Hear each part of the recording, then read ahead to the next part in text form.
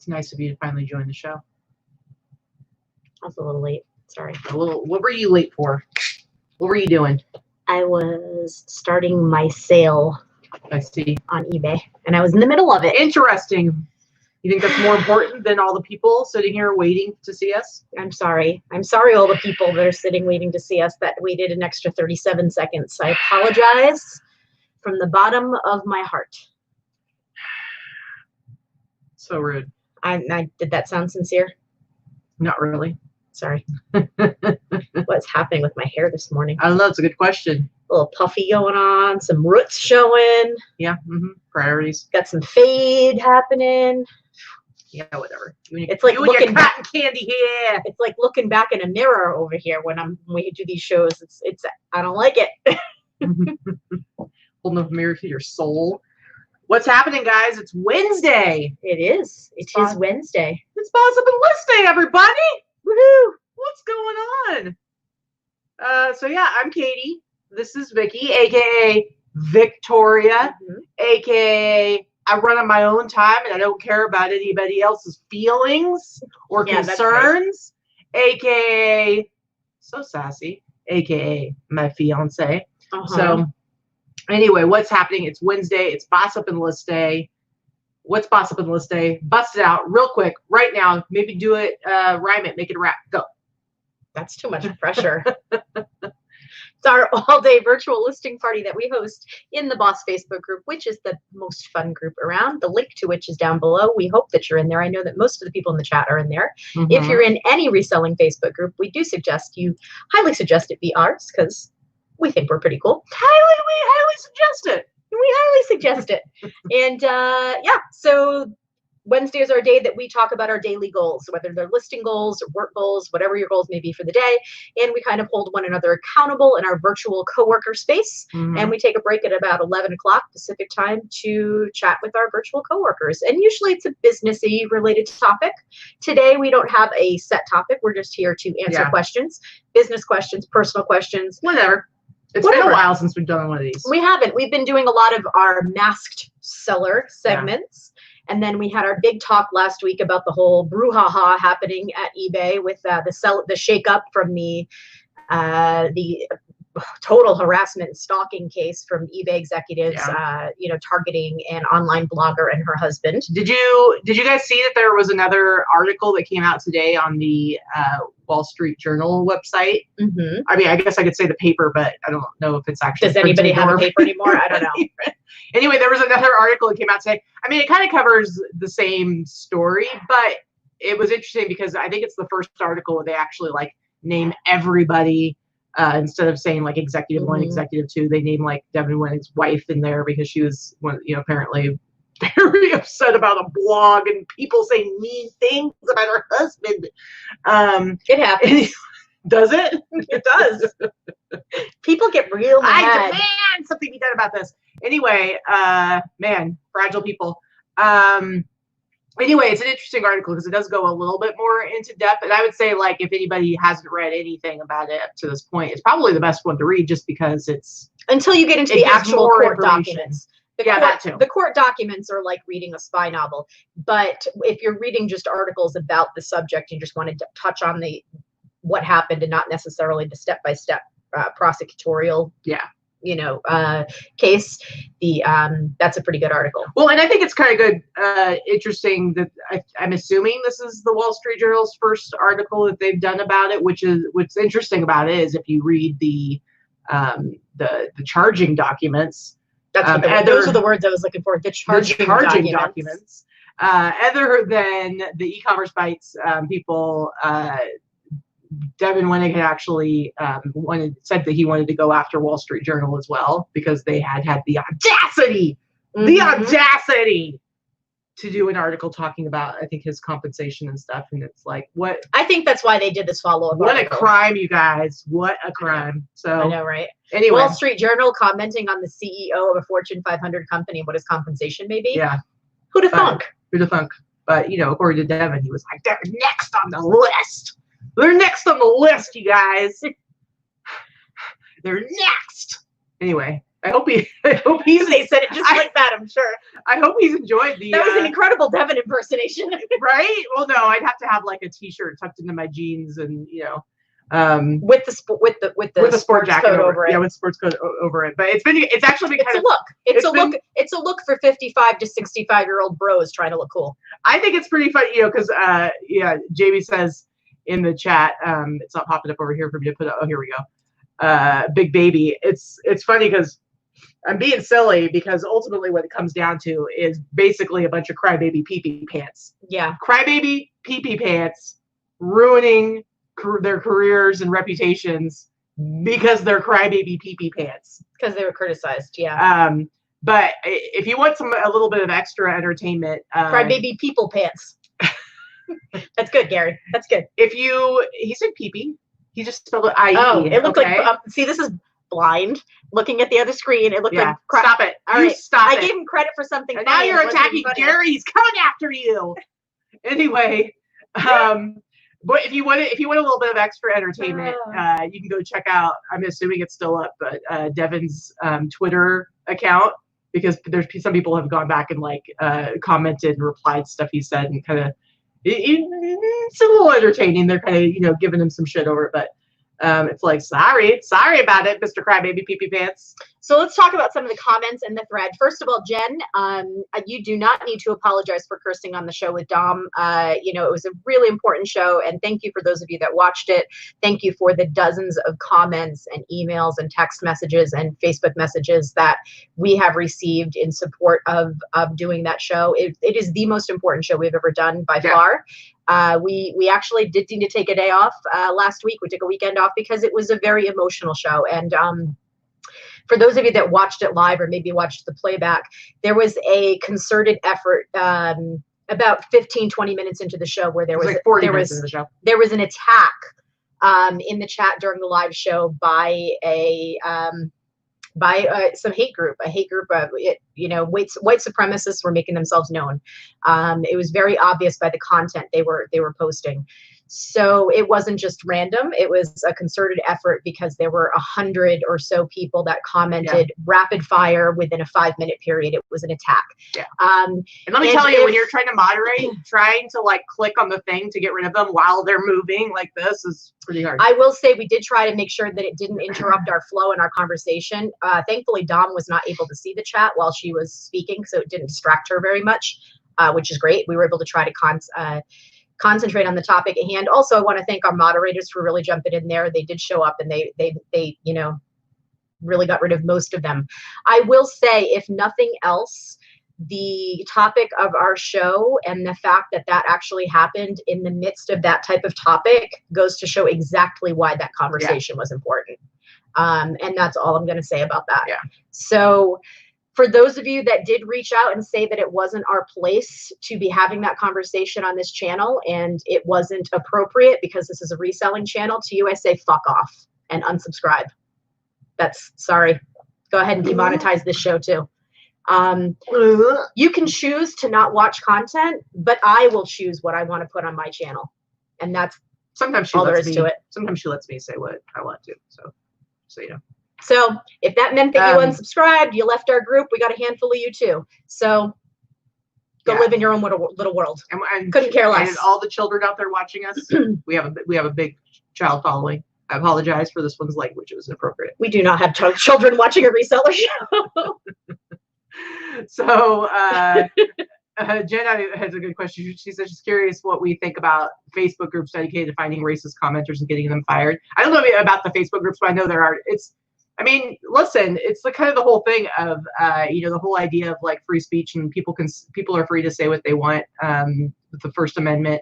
But freedom of speech is not the same as freedom from consequences. So I think if someone's publicly making statements that are hateful and their company finds out about it and it's something that they feel is worth firing somebody over, then fine. Sorry about it. If you feel that strongly about your beliefs that you want to publicly put them out there, then that's you're going to potentially have consequences for that. So anyway, I don't think that there's anything wrong with having free speech. You absolutely should be able to say anything you want to say. You can do anything you want to do in this world as far as verbally. There are consequences, like Katie said. Do I think that there need to be Facebook groups specifically targeting people? I think that's a whole other version of bullying and hate, in my opinion.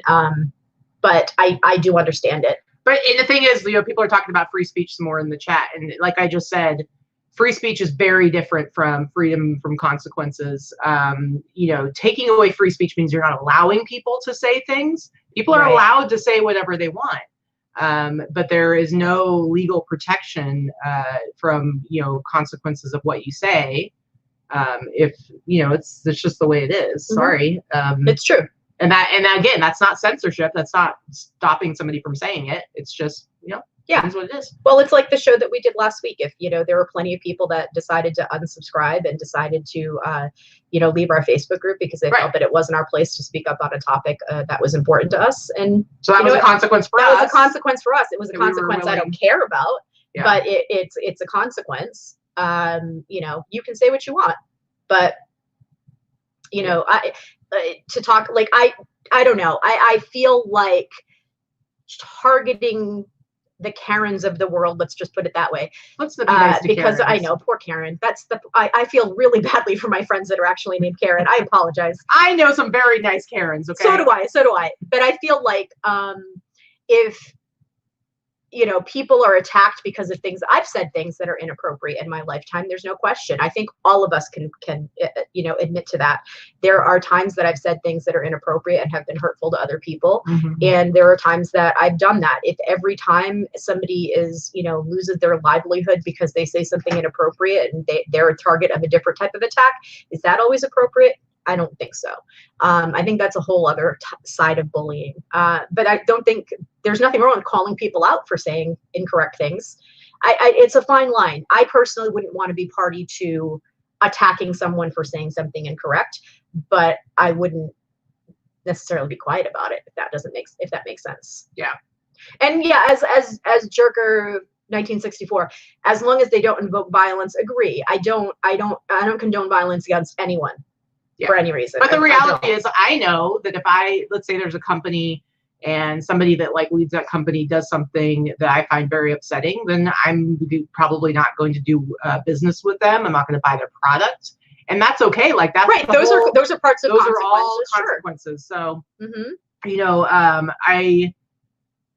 Like for instance, let's say there's a television show and people call for the show to be canceled. I don't necessarily think a show should be canceled. However, I think it's completely fair for people to say we're no longer going to watch, and so therefore that enough people say that, or we're no longer going to pay for advertising. Yeah, and enough people say that, then it costs money to the channel, and that's fair. I mean, there's a reason why there isn't on let's say ABC, they don't have a sitcom that follows a white nationalist family with using racial hate, and it's like they're not going to do that because guess what? Nobody's going to. The majority of America would be very against that, and nobody's going to advertise. And so it's a difference. So I don't know.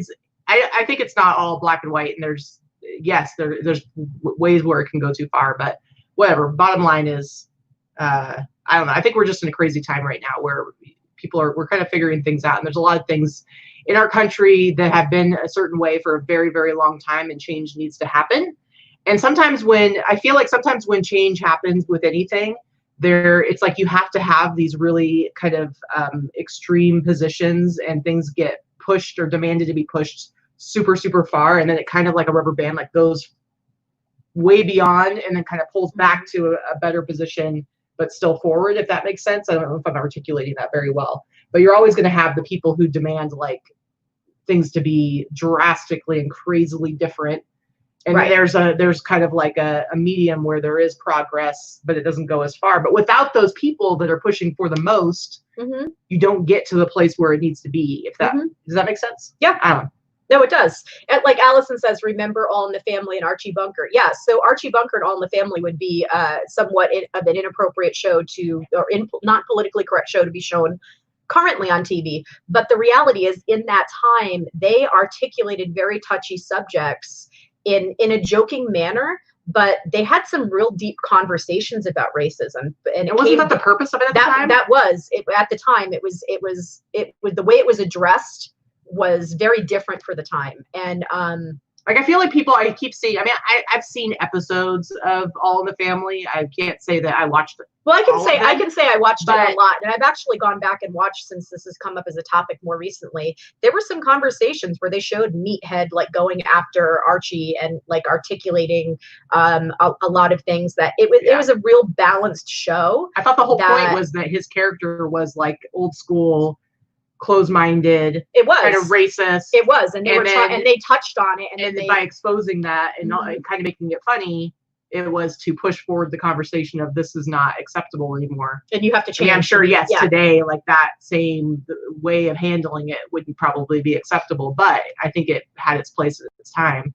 But again, that's without remembering every single episode. So, yeah, I don't know. So if we get back to like talking about the eBay thing a little bit more, does anybody else have any comments? Have they heard more about anything? Have they? I do want to say, they've really been trying to talk about this. We talked last week about how Jordan Sweetnam has been kind of taking this head on. And so I wanted to say to anybody, if anybody has thoughts about what has happened over the last week with eBay, I would encourage you to like reach out and let them know. Because the more, it's kind of like, we can talk as much as we want on social media and commenting on threads. But the reality is it's really important that they know how sellers actually feel directly. And so the more of our voices that they hear, the better, hopefully it will be, and easier it'll be for them to kind of get a better picture of where they need to be and what we want from them. I think they're learning. I was on a call yesterday with eBay, and we got to meet the new director of community. Her name is Rebecca, and tell us your thoughts about it. Yeah, I think she's a hire from outside of eBay. That's a bonus. I think that's a good thing. She's also much younger than the majority of the middle-aged white men that tend to make up the eBay makeup, with the exception of a few. Don't get me wrong. There, Marnie is fantastic as well. But she's a younger woman, and she's a hire from outside of eBay. So I'm kind of excited to see that they've gone with someone younger that actually understands what community entails. I think something, the eBay community at large means more than just people on an antiquated message board. The eBay community at large means, it's YouTubers, it's Instagrammers, it's people on TikTok, it's people that get together for meetups, people that run meetup groups. It's all of the people that make up this eBay community. It's Facebook groups.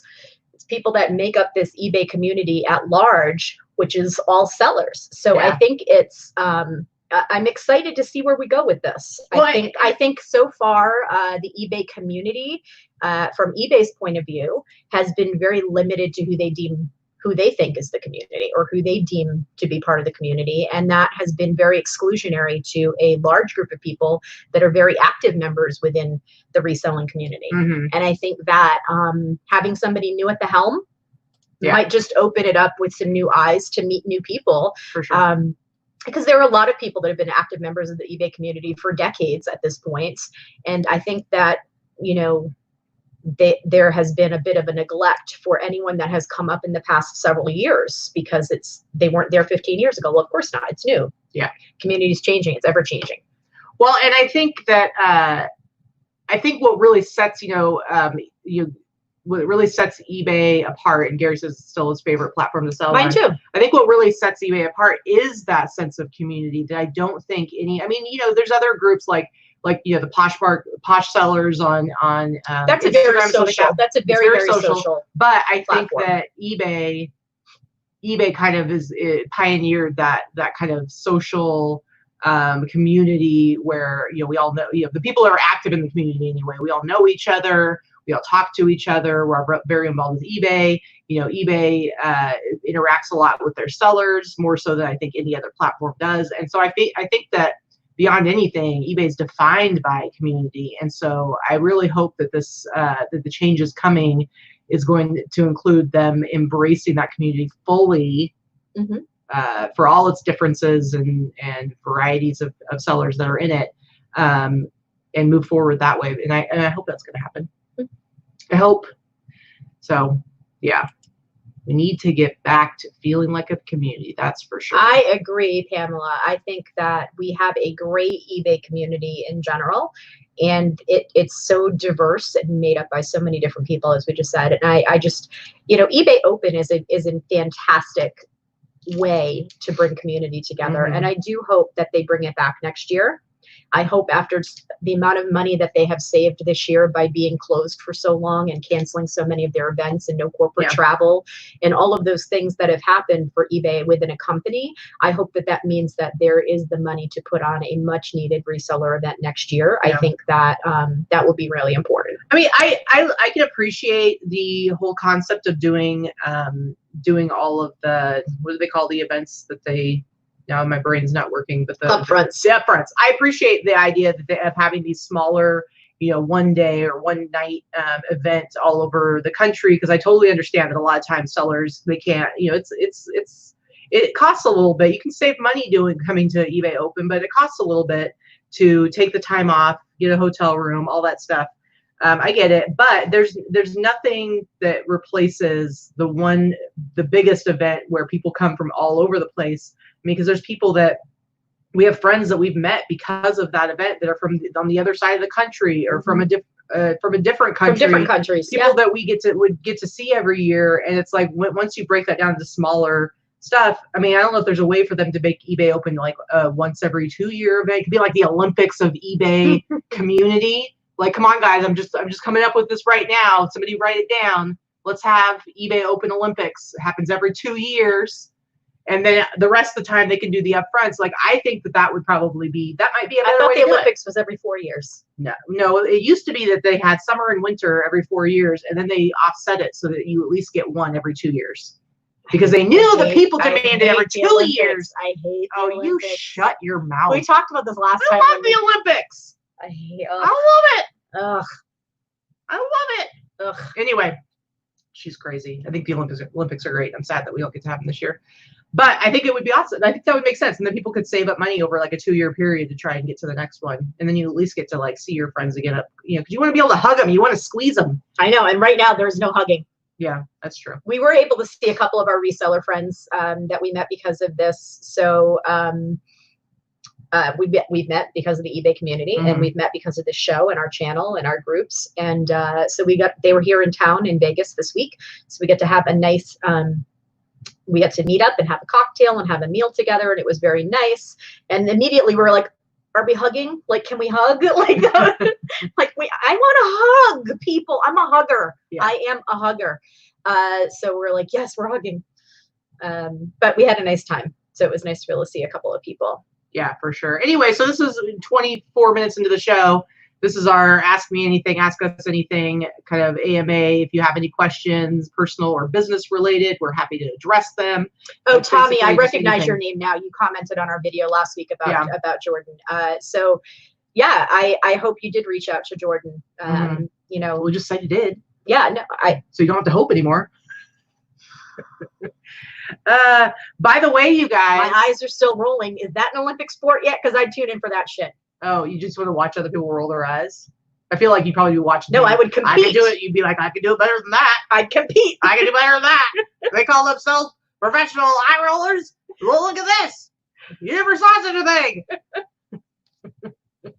Suddenly my voice is going to turn into a really bad sports commentator. Well, I hope that was a sports commentator. I don't know. Anyway, I don't know if any of you guys have noticed anything different about the background behind us. Anyone notice anything different?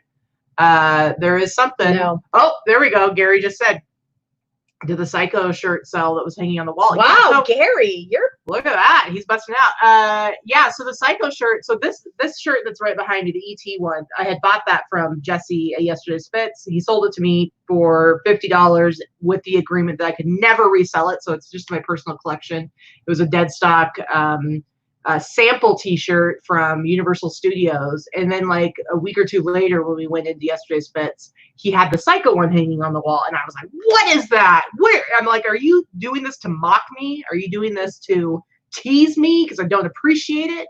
And so he sold it to me to resell, and that one I paid $75 for. And so I basically priced it crazy high because I'm like, I actually didn't want to really sell it, but I also couldn't really justify spending $75. Can you really, if the t-shirt on a hanger on the wall is an art piece, how about we at least get a frame to put it in or something? No, because I'm going to want to wear it at times. Anyway, so I priced it really high, and I sent out offers, and I sent out an offer for $275, and somebody bought it for $275. So, and then I felt really sad, and I'm still full of regret, although the person did message me and told me they were very excited to add it to their collection and they couldn't wait to get it. So I'm glad it's going somewhere good, but I'm still full of regret. $275 is a darn good price for a freaking t-shirt, but guess what's an even better price for a t-shirt? Oh, are you really I'm quitting. I'm leaving the show right now. You are a jerk. You are. I'm just gonna uncontrollably start crying because you're like the meanest person ever.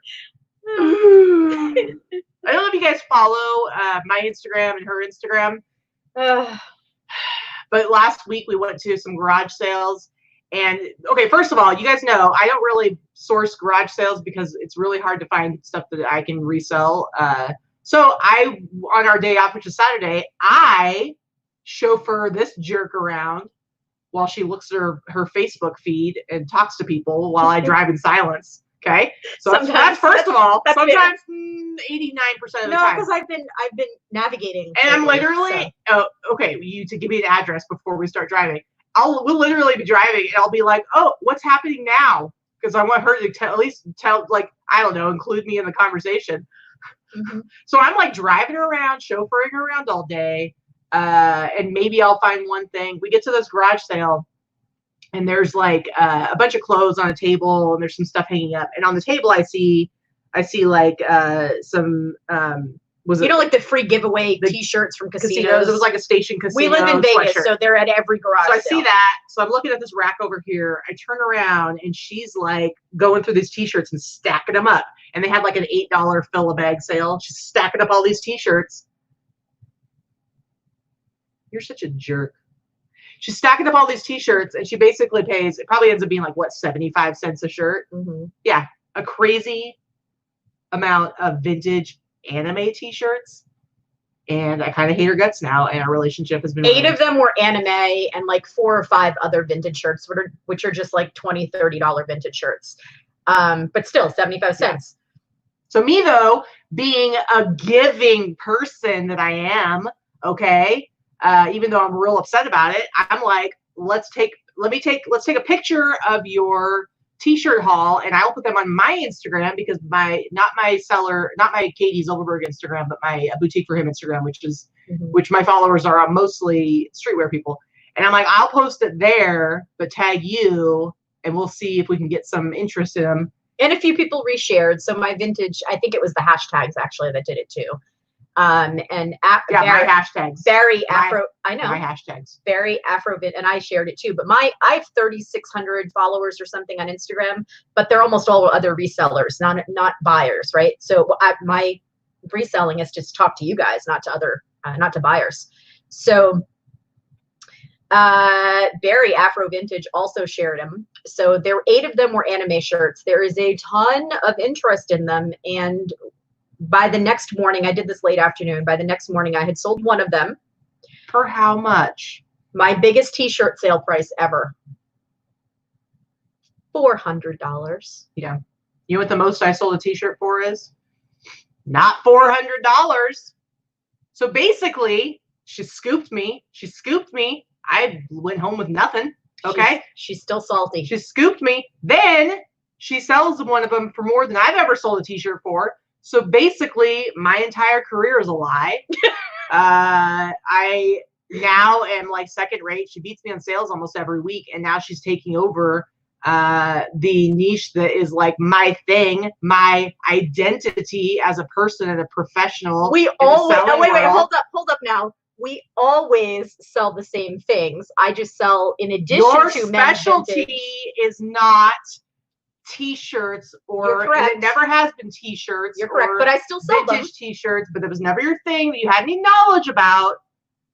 And now she has basically kicked a bunch of dirt and grit and broken glass into my eyeballs while running past me, saying, "See you later, sucker." She's still mad. And can you tell she's mad? She's a little no bitter. gratitude.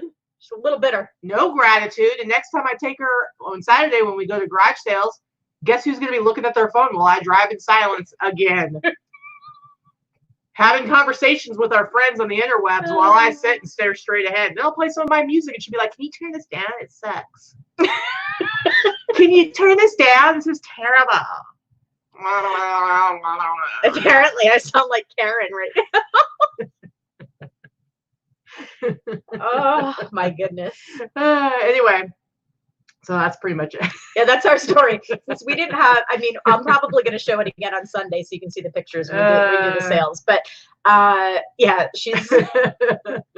You're just a jerk, basically, is what I'm trying to say. She's very much a salty right now. That's the word. That's salty. what you got to say? Yeah. Wow. You don't really know how to defend yourself, do you? So anyway, I think it's anime. super awesome So Gary asks, anime. You're not stupid, Gary. Anime is it's Japanese cartoon art. It's a specific type of cartoons and graphic novels. It's with the big exaggerated eyes. Think like Sailor Moon. Yeah. Do a quick Google, you'll find it. I mean, and there's different subgenres of anime as well, but it that kind of, Speed Racer, Sailor Moon, and then look at the souls on Akira t-shirts. Yu-Gi-Oh! And your mind will be blown. Yu-Gi-Oh! All that type of stuff. That's all anime, and it's the drawings and the caricatures, and it's just it has a huge following, like any other genre has a huge following, but specifically vintage anime t-shirts and vintage anime like sweatshirts and things like that have a ridiculous following. Mm-hmm. And they pay really big money, and some of them sell for quite a lot. I don't have any of them. I mean, $400 is quite a lot, but I mean, there are some that sell for well over $1,000. In fact, Laura, who is one of the people that watches our show and runs a different Facebook group. I don't think she's watching today, but Laura sold 2 anime t-shirts just last week for $1,500 a piece. Crazy. Yeah, so it's some crazy stuff. A lot more than 400. Greg is here. What? We thought Greg had deserted us forever. He left Vegas and then he never watched our show again. We brought him here. We horrifically ruined his life and had a lockdown and COVID. He moved away again and never watched our show again. I'm sorry. It's pretty sad. You have an interesting take on it, because my take is that Greg Dupage Piquer came to Vegas with an agenda. Okay, with an agenda. He destroyed everything.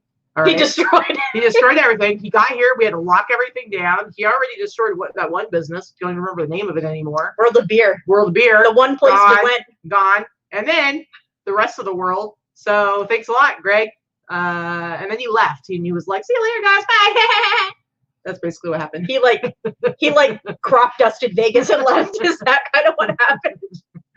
Oh my goodness. But yeah, basically, he might win the award for worst timing ever to move to. I know, the poor guy. Hopefully I felt terrible. Back. Thanks, Greg, for the $4.99 super chat. We appreciate it. Doesn't make up for what you've done to our city and our country, but we appreciate it. Yes, COVID is all his fault. Thanks a lot, Greg. Hashtag. You guys are funny. I got the hashtags. This is all said with love. You know that. No, he's pretty sure I'm serious. Hopefully he went back to he's stocking up so he can move back here when the world is not over anymore. Yeah, seriously. Jeez. So LA Grit Hustle asks, is it best to do auction or buy it now for an anime shirt?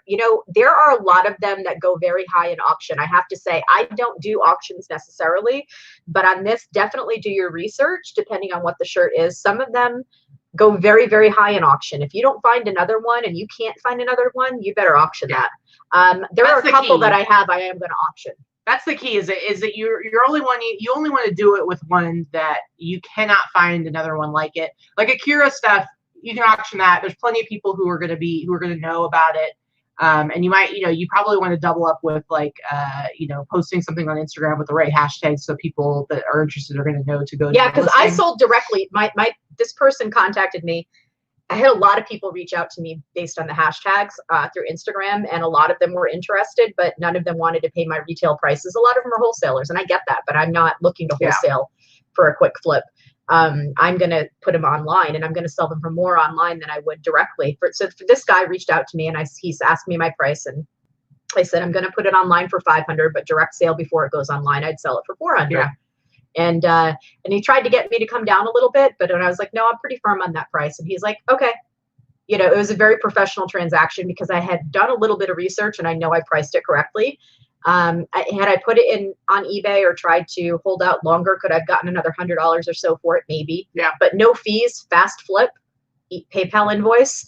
And he was pretty nice because I chose to send him a PayPal invoice. A lot of people on Instagram require do friends and family or Venmo or Cash App. That's just lame. Which I think is not fair to a buyer, honestly. You don't know me from Adam. 3%. I mean, the percentage that it adds, give me a break. It's barely anything. I mean, I want buyers. someone to feel comfortable because I know that I'm going to deliver my product. So this guy doesn't know me from Adam, and $400 is not $4.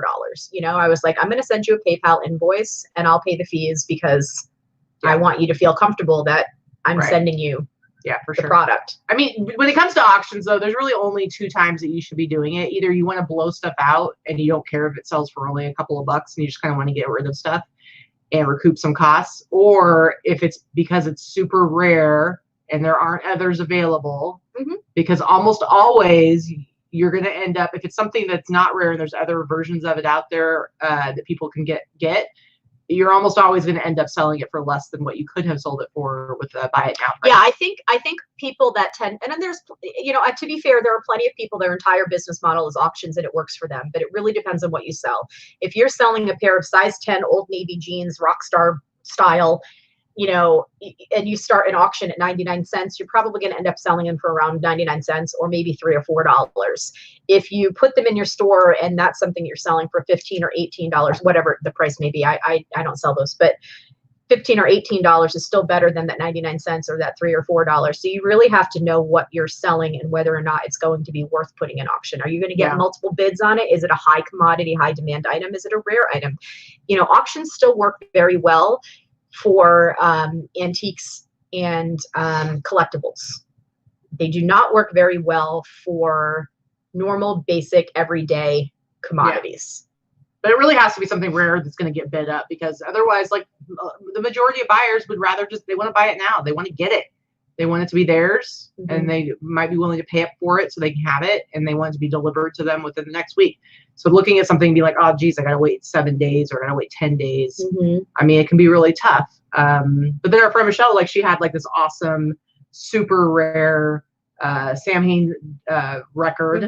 And she thought she was going to get a couple of $100 for it. It sold for $3,600. Yeah. So, but again, it's got to be something that's really rare, and that there's an audience out there of buyers that are paying attention and are going to probably get alerts, so they're regularly looking on eBay. And so in that case, she probably never would have thought to price it at $3,600, but because it went into auction, that's what she got. So yeah. Anyway, any other questions, guys? Keep them coming. We got 20 minutes left before we're gonna. Greg says, stigmatize much? Yeah, I already showed that. Okay. I didn't know if you did. Sorry. See, I just showed it again. To me. So rude. So rude. Anyway, guys. Funny. So go ahead and ask us anything. I don't know. What are you doing today? What's your plan? So Crystal is coming over to drop off listed items and swap for unlisted items. And then I have to ship. I haven't even shipped my stuff yet. I have 5 sales to ship out from yesterday. I shipped a couple yesterday that sold early morning. So I only have 5. And then I have to list. And I have a conference call for camp at 5:30 again. So that's my Wednesday. So I have just 5 hours to get as much listed as possible. Let's see. After the show, I have to build a box for her because she sold something that needs to be put in a box, so we don't have the exact size for. So that's going to be right after the show. I have a couple of items that I need to ship out. Sales have been pretty down the last week. I had a great sales day yesterday, but part of that was that t-shirt. Obviously that $400 t-shirt, and then I had a private sale to a friend before I listed anything. I sold a BB gun that I picked up at a garage sale that Katie found at the garage sale. Do you see the pattern? Do we see the pattern? Anyway, she saw the BB gun, and not only did I find it, but I talked her into getting it because for some reason you were like, "Nah, I don't like guns." I know, but you've sold them before. Anyway, it was a really cool vintage in its box, like Daisy, airsoft kind of BB gun for adults or whatever. But it was cool. It came in its own box, and so I convinced her to get it for $3. So it was pretty cool. Yeah, it was vintage. So I sold that for $130. I would have sold it on eBay for $140 or $150. That's what the comps were, and I sold it to a friend privately for $130. So it was pretty nice to have $530 in sales yesterday without even selling them on a platform. That was pretty cool. Not too shabby. I just sold 2 jackets for very low, mediocre price. I did a couple things go today. I think my average sale price is going to drop this week because I've had multiple old things get, like people making offers on like t-shirts I have listed for like $25 because they've been around forever and offering $20, and I'm like, whatever, you're just going to get rid of it. So yeah. I have like a few things that I've sold for like $20 a piece. So I'm like, whatever. Hey, Allison, I am all for the Second Amendment. Don't get me wrong. I personally do not own a gun. But if you want to own 47 of them, you go ahead and go with yourself. Yeah. And honestly, like I would have to be fearing for my life if there was a gun in the house. I'm unstable, according to Katie. I'm She gets too fired up. Or it should be one of those ones where somebody tries to break into the house and she goes and grabs it and ends up shooting her own leg or something like that. That's probably accurate. That's true. That's true. Yeah, Sandra says you'll shoot your eye. She said that while she was holding it, and I said maybe don't point it at your eyeball and you'll be okay. That was exactly what I was saying when I was playing with the BB gun, because I wasn't really playing with it. I was trying to make sure it didn't have BBs loaded in it, and I couldn't figure out how to open it. And I'm like, will you be careful? Don't shoot anything. Don't shoot your eye out. Yeah. Pretty much. Yeah, I'm not a big gun person either, so I don't need one. Sandra, I'm very proud of you. Whoa, pressing the wrong things. Nope, wrong one. Seriously. Quit touching stuff. This is why. Well, you're slow. Just ordered a ring light and a half mannequin. Woo-woo! And has been doing a whole lot of stuff in the new house. Very cool. I think she would be impressed with the blender that you got. Another thing that I picked out at a sale that we went to. It's true. It's a really She's a good scout for me. I'm a very good scout. Yeah, I picked up a vintage 1950s beehive chrome blender for, that was also $3, I think. Was it? Or it was like $5? Might have been $5. Either way, most I paid was $5. And it works, and it's in great shape. Old school blenders work so much better than anything made now anyway. I'm tempted to keep it, but it doesn't go with my decor. Yeah. But yeah, $5 for 1950s 3-speed beehive blender. They don't sell for as much as they used to, but I on Etsy, I'm pretty sure I'll sell it for more. Yeah, it's really heavy too, because I mean, obviously the pitcher part of that thing is glass pitcher. It weighs, I think, 14 pounds before it's even boxed. Yeah. But yeah, it's really nice. So I don't know, Sandra, if you really like it, I might send it to you real cheap, just because you're next state over. If it's something you could do for your, if it's something you would add to your decor, I would send it to you because you're my friend and I like you. Yeah. Anyway, guys, got anybody have any questions? Anybody dealing with any issues, or you're trying out new platforms, or you're curious of, maybe you are ready to take some next steps and you're not sure what to do, what direction to go in, So Hot Mess Budget Mom says, I need to find a butt mannequin without legs, but it seems like they don't have an actual backside. What are you trying to sell? What the heck are you selling? Are we selling underwear? Oh, like when you see like the underwear, like at the store, it's like goes from their waist to like mid calf, right? And then they have the underwear on them. That might be what you need. I don't know where you would get that. Allison says the blender would whip up sour cream nicely. I bet it would. Oh, bathing suit bottoms. Yeah, you kind of need to see the butt on those. I hear what you're saying. I don't know. I've never tried to use that kind of mannequin. It would seem like it would take too long to dress it and undress it, and I'm lazy. So Swift Seller has a question: how are everyone's sales now that the hype of this virus is settling down? I feel like, sales were kind of slow right at first when the whole shutdown happened, because I think people were unsure of what was happening. And then as people were getting like their unemployment, stimulus check, and stuck at home and not spending money out and about, I feel like sales went up for a lot of people, at least for us. So sales were really good for a while. And then just in the last like week or so, for the most part, I mean, I know you had a good day yesterday, but overall, the last week or so, they've plummeted big time. But I mean, there's a couple things. Like, first of all, in general, the last 2 weeks, my sales are way down. It's summer. It's summertime. It's summer. But not only is it summer, but, a lot of people were, on lockdown and staying home. And in the last few weeks, things have been opening up a lot more. It's officially summer. So people are going out a lot more. I mean, there's a lot of reasons why it's going to do that. But definitely for me, mine have dropped a lot. But now, as far as the virus itself goes, I'm not going to get into more discussion about it because we've talked about it a lot, but it hasn't gone away. Just because it has left the media's attention for the most part, it has not gone away. So I think it's, I'm hoping I'm wrong. I genuinely hope I'm wrong, and that we don't have a lot more people sick very soon. But I think that people are going to be hunkering down for a little bit more. And I think the schools are taking it very seriously. A lot of schools are opening in the fall, or they're choosing to not open, or they're not having in-session classes because they realize that it's still a very real chance of transmitting. Being inside for prolonged periods of time with people that are not in your immediate family. That's it. That's how it's being transmitted mostly. Yeah. I will say that for people who are experiencing a slowdown, I'm going to bring up our sponsors real quick. You can't really see the list perfectly there. For those of you that are experiencing a slowdown right now, this is the perfect time to finally expand to other platforms. Or if you're already on a couple, but you've been thinking about expanding to a couple more or one more, a slowdown is the perfect time to do that, because you probably have a little more time. You're not packing and shipping as much, and you're probably worried about where you're going to get more funds. So it really is a great time to jump on the List Perfectly bandwagon and use their program, their software to cross post. I know for me, it's, my sales might be down, but once I add up eBay, Etsy, and Grailed, my sales are better than they've ever been this time of year in any year previously when I didn't have these three platforms. Same.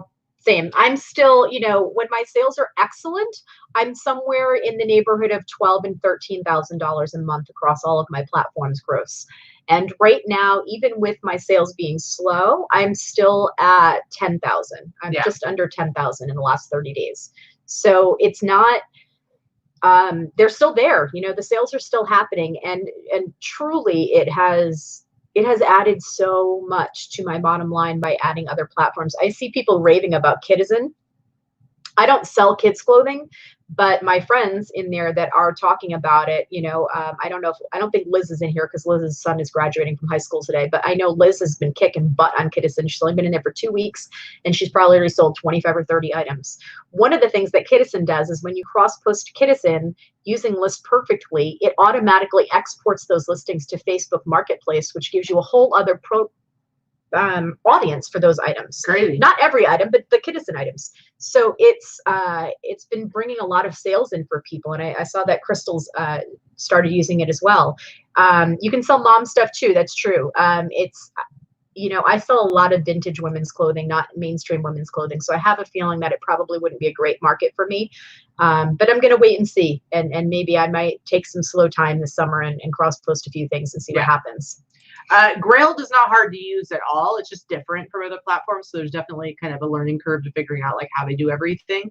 It's not just higher end brands. It is only men's, and it's mainly for menswear, men's clothing. It initially started as being for luxury brands, but it kind of expanded out to streetwear, and now it's just kind of pretty much anything men's clothing. I need to get on Grailed. I have a lot of good stuff for Grailed. Yeah, but it's definitely a platform that draws a lot of streetwear people. So if you have streetwear, vintage stuff, vintage t-shirts, sweatshirts, jackets, stuff like that, Grailed is definitely a marketplace where you should be if you have a significant amount of that. But yeah, especially if you're doing list perfectly, like I list on eBay and Etsy, and then I do bulk cross post over to Grailed, and it's like maybe it takes me 5 minutes to do 10 listings to just pop them over. So it's yeah. super easy. Somebody asked what Kidizen is. Kidizen is an online site for kids clothing, toys, and mom related clothing. Yeah, it's a super easy to use site from what I hear, but neither one of us sell on there, so I can't speak specifically to it. But if you want to know more about it, they have a couple of videos on the List Perfectly website and on their Facebook page about it. I know that Liz, who is one of our admins in our Facebook group, Liz O'Kane, she actually did a whole video with List Perfectly last week, I believe, or the week before, about Kidizen, because she had just started on it and she was having such good success. So if you want to search out a couple of things, their Facebook page or their website, which is listperfectly.com, has a lot of resources and videos about different platforms, how to use them, how to cross post to them, what they are good for selling, that kind of thing. Yeah.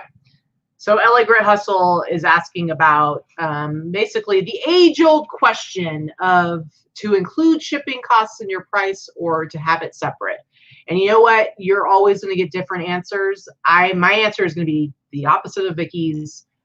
For me, it works to have it built into my cost, the price of my item. For Vicky, she's found that it works for her to have it separate. So it's really just up to you. I think, for me, because I'm selling stuff at such high prices, to me, like, and the stuff that I sell, the shipping is very low because I'm selling like t-shirts and stuff like that. So to me, it just makes sense if I'm selling $100 t-shirt, like I might as well just have it be free shipping, because I know I do get a bump in. That's one of many things that gives me a bump in the search, is having free shipping. So you just have to decide. I mean, we've talked about this before, like on eBay, there's like 10 different things that factor into where you show up in the search. One of them is being price competitive. I'm not price competitive, but in other areas, I'm making sure I'm checking those boxes to be higher up in the search. Vicky has a different take on it, but a lot of that has to yeah, and I've been selling online for a long time. So when I first started, obviously you didn't do free shipping. It wasn't a thing. And then, several years ago, eBay started to encourage free shipping. It's not a new thing. They've been encouraging it for several years. So several years ago, I switched to free shipping and I built it into my price. And then as shipping costs have just progressively increased every single year, I've backed away from free shipping. I changed free shipping about 9 or 10 months ago now. And now I do a flat shipping fee. Anything first class, I charge $3.95. I know that it's not, most of the time it's going to be a little bit more than that, but in that case, I am eating only a partial shipping, free shipping, and not a full free shipping. And $3.95 is not cost prohibitive to my buyers. And then anything over first class, depending on the size, if it's clothing, shoes, anything like that, and something I can sell cubic or put in a padded flat rate mailer or what have you, that's something I charge $6.95. Yeah. And $6.95, again, there's nothing you can ship priority for $6.95. So it's not an exorbitant fee to any buyer, but it means that I'm not eating all of the shipping anymore. So for me, it's actually increased my volume. It's also increased my profitability by adding shipping. I mean, it's tough to say that, because it's like you can't possibly know what your sales would have been like if you started doing it. It's true, but I have seen an increase in volume since I started doing that. And you can't quantify a negative, so I don't know if that's the reason why my sales have increased, or it's due to other things, but I can tell you that it has increased my bottom line for sure. I would say it's a preference thing, and honestly, you should try either way, see what you think works for you. There isn't like a set answer for it. It just really depends on what you prefer.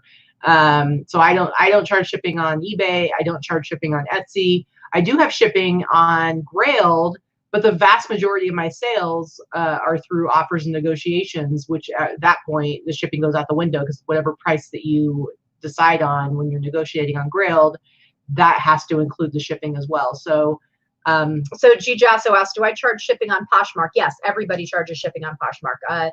Free shipping is not an option. I guess when you send out offers, you can do a free shipping offer if you do, but I never do. You have to send a discount to your shipping when you send offers. So I send the cheapest one, which is like the $2 and $2.10 offer discount or something like that. Yeah. All right, guys, we just have a few minutes. Any last minute comments or questions? We would be happy to take them. I I appreciate, we have a couple of new viewers in the chat this week. I appreciate you guys showing up. So thank you. Thank you very much. But yeah, we're going to wrap it up here in a few minutes. I'm going to go get myself a little lunch. I got to build a box for you as your pseudo second unpaid assistant. Yeah. Jerk. And then I gotta print out the couple of labels for the 2 items that I sold, and then I'm going to do some listing for the rest of the day. It's basically, but of course, it's probably going to take like forever to get through everything I need to do before I can sit down and list, because that's basically the way it works. Pretty much always. Yeah, I appreciate you guys popping in. This is a very casual show today, so you know, thanks for coming in and having a lot of questions and commentary in the chat. We do appreciate it. We appreciate active participants and listeners. Obviously, us talking to, you know, a camera without any interaction is pretty boring on both sides. So we appreciate when you guys pop in and ask questions. I want to tell Greg, thank you for looking past my vicious, very personal attack on you earlier and still encouraging people to give us a thumbs up. So I appreciate it. Because he understands. He understands our humor. Greg gets me. Yeah, for sure. Sandra says that you pay me in love. That's not enough for her. Does she though? That's clear. See? See how she is? Anyway, all right, guys. Any last minute questions before we go away? Before we get out of here? Before we skedaddle? Skedaddle. When's the last time you used the word skedaddle? Huh? I don't think I ever have, actually. Really? So Jamie has a question, just a comment or event. If eBay's going to get with the times, they need to sync bank account instead of having us upload statement for managed payments.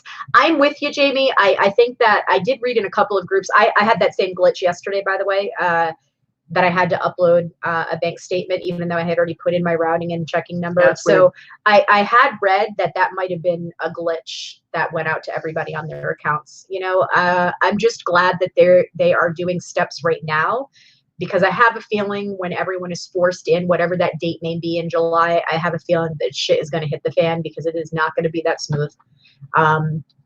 There are bound to be problems. So I'm hoping that they are getting these little bugs out of the way now.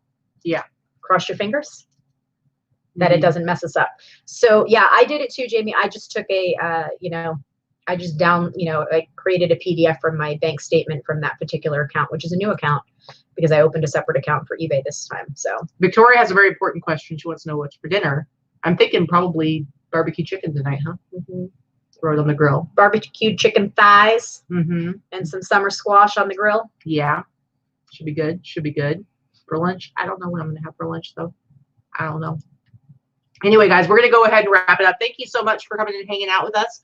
We will see you on Sunday when we will be back with our Sunday live haul. We appreciate you guys,